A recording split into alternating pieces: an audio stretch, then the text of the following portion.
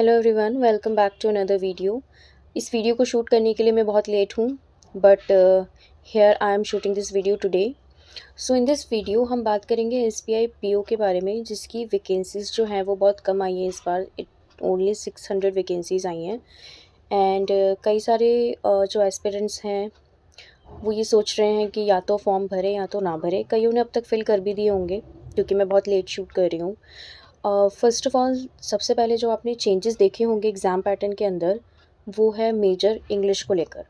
क्योंकि कई एस्पिरेंट्स ऐसे हैं जो मैथ्स और रीज़निंग से काफ़ी अच्छा स्कोर अपना निकाल लेते हैं, और इंग्लिश में वो उतना कर लेते हैं जितना एक उनकी जो एक कट ऑफ की ज़रूरत है वो कंप्लीट हो जाए। लेकिन इस बार एसबीआई ने जो है इंग्लिश को बहुत ही ज़्यादा वेटेज दे दी है प्रीलिम्स के अंदर, क्योंकि पहले 20 मिनट्स के अंदर 30 क्वेश्चन करने होते थे पीओ लेवल के, और अब उन्होंने उन क्वेश्चंस को 40 कर दिया है। मतलब कि टाइम में तो कोई चेंजेस नहीं है, वही 20 मिनट मिलेंगे आपको, और आपको 30 नहीं 40 क्वेश्चंस करने हैं। अब क्योंकि पीओ लेवल है वो भी एसबीआई का, तो आईबीपीएस पीओ का भी जो लेवल होता है इंग्लिश का वो अच्छा खासा ही होता है। उसमें भी बहुत मुश्किल से ही 18, 20, 22 की रेंज में नंबर आते हैं, जो कि अच्छा स्कोर है। तो ये एसबीआई है तो इसको भी हम एक लेवल अप मान सकते हैं, लेकिन लगभग सेम ही होता है। बट 20 मिनट में 30 क्वेश्चन पूरे भी नहीं हो पाते ऑन एन एवरेज। लेकिन अभी 40 क्वेश्चंस करने हैं, मतलब इंग्लिश में बहुत ज़्यादा ही काम करने की ज़रूरत है। अगर किसी को लगता है कि उसकी इंग्लिश इतनी अच्छी नहीं है कि वो इसको ट्राई करे, तो वो नहीं करे, वो उन पे डिपेंड करता है। लेकिन मेरा ये सजेशन है कि अगर आप बिगिनर हैं, अगर आप फॉर्म की फ़ीस अफोर्ड कर सकते हैं, तो आप एक बार ज़रूर ट्राई करना। एग्ज़ाम का लेवल आप देखना, अगर आप बिगिनर हो और अगर आप फॉर्म की फ़ीस अफोर्ड कर सकते हो, थोड़ी बहुत आपने कुछ महीने की पढ़ाई करी हो। अगर तो बिल्कुल ही पहली बार फॉर्म देख कर आए हो कि एसबीआई पीओ का भी कोई एग्ज़ाम होता है, तो मेरे अकॉर्डिंग ये बहुत टफ़ हो जाएगा क्लियर करना।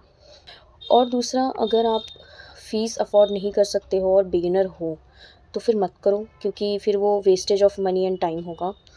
दूसरा, जो ऑलरेडी प्रिपरेशन में हैं उनके लिए भी 2 कंडीशंस हैं। अगर वो फॉर्म अफोर्ड कर सकते हैं फिल करना, तो वो ज़रूर करें, एग्ज़ाम दो, छोड़ो मत किसी भी चीज़ को। और दूसरा, अगर आप नहीं अफोर्ड कर सकते, तो जो नहीं अफोर्ड कर सकते हैं उनके केस में ये टोटली उन पे डिपेंड करता है कि वो क्या करना चाहते हैं। बाकी मेंस के अंदर इंग्लिश में ये चेंजेस हैं कि 40 क्वेश्चंस रहेंगे, लेकिन वेटेज बहुत कम है, सिर्फ 20 मार्क्स का ही होगा वो। तो एक तो प्रीलिम्स में इसकी वेटेज बहुत ज़्यादा है, और मेंस में डिस्क्रिप्टिव के अंदर इंग्लिश की वेटेज बहुत ज़्यादा है, क्योंकि डिस्क्रिप्टिव के अंदर उन्होंने पूरा पैटर्न ही चेंज कर दिया है। उसमें ईमेल राइटिंग आ गई है, और रिपोर्ट है, एनालिसिस भी है, सिचुएशन बेस्ड एनालिसिस जो होता है, जो कि हम सब के लिए न्यू है। मैंने फॉर्म भरा है, जो होगा वो देख लेंगे। बट ऑब्वियसली ये एग्ज़ाम तो देना ही था, तो मैं इसको छोड़ नहीं सकती थी। तो ओवरऑल, अगर आपको लगता है कि बहुत ज़्यादा हार्ड है आपके लिए इंग्लिश, और इंग्लिश की वजह से आप इसको क्लियर नहीं कर सकते हो, तो देखो मेंस में क्वांट्स और रीजनिंग की अच्छी खासी वेटेज है।